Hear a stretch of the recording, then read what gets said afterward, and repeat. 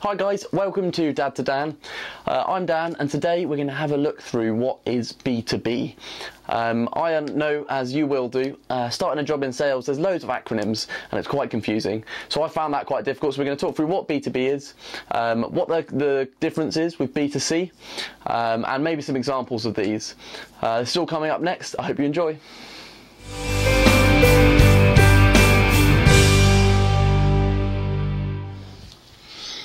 So B2b is business to business. This basically means a business making something, selling to another business that's probably either going to sell that product or use it to help it make something.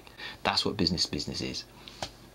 Pretty good description there. Yeah. So what? There's another acronym, isn't there? B2C? Yeah. So B2C is business to consumer. Okay. Consumers are people like us who consume the goods, the end products. So obviously if you're selling to a business, that business will either probably be making something that it will then sell on to another business or probably to a consumer.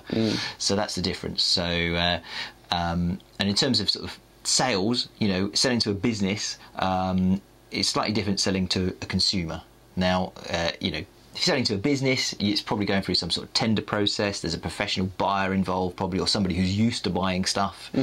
But consumers, if you're selling to consumers, so if you're going door to door or you're going into people's houses selling people stuff, there's a slight difference because they're being more inclined to buy from you as a person than they will be through some sort of process that they sort of have to go through as part of their company's process procedure.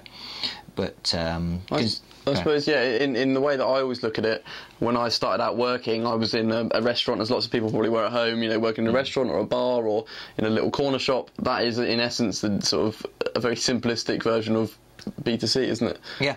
That is sales to a consumer. Yeah, exactly. I mean, if you think about it, if you think of, I don't know, you know, if you a sort of pathway through of a product, say a tin of beans. Now, you know, everyone uses tins of beans, don't they, for some reason?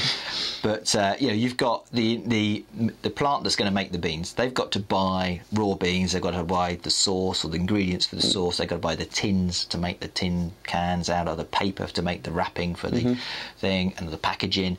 And they're going to have in their business not only have they got to make those beans, but they're going to have people who are got to do admin and accounts, and they're going to have computers. They're going to have all that sort of stuff, factories, machinery, blah blah blah blah.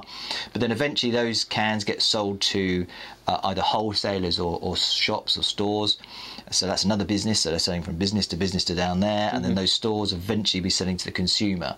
But they're not. Yeah, that's really how the train works. And this the last bit, the business to consumer, is often seen as being different to business.